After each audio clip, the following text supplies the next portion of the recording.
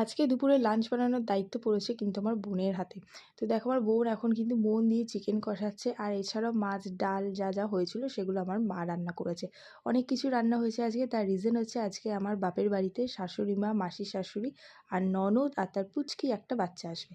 তো চলো তোমাদেরকে দেখাই, বাচ্চাটার সাথে ইন্ট্রোডিউস করাই। দেখো বাচ্চাটা কিন্তু একটু খুবই দুষ্টু করছে খাওয়ার সময়, এই কারণে ও একটু মোবাইল নিয়ে খেলছে। আবার মোবাইলটা কেড়ে নেওয়ার জন্য আবার রাগ করে চলেও যায়। তো তারপর আমার বর আর আমার বোন দুজন একসাথে খেতে বসেছে। শালি জামাইবাবু খেতে বসে বলছে নাকি রান্না খুবই ভালো হয়েছে। তো তারপর খাওয়া দাওয়ার পর যথারীতি আমরা কোল্ড ড্রিঙ্কস খেতে বসে গেছি। এটা না খেলে তো খাওয়ার হজমই হয় না, তাই না? ওদিকে আমার মাসি শাশুড়িও কিন্তু ব্লগ বানাচ্ছিল। তো চলো এবার সবাই চলে গেছে। সন্ধেবেলা আবার ফুচকা আনা হয়েছে। তো ফুচকার মধ্যে আলু ঢুকিয়ে জল দিয়ে একেবারে ফুচকালা হয়ে গেছি সন্ধেবেলাতে আমি আর মা মিলে। তো তারপর আমরা তো ফুচকাটা টেস্ট করবো কেমন হয়েছে। তো বেশ ভালোই হয়েছে কিন্তু, টকটক মিষ্টি মিষ্টি ঝাল ঝাল। তো চলো আজকে দিনের ব্লগটা এই অবধি, টাটা।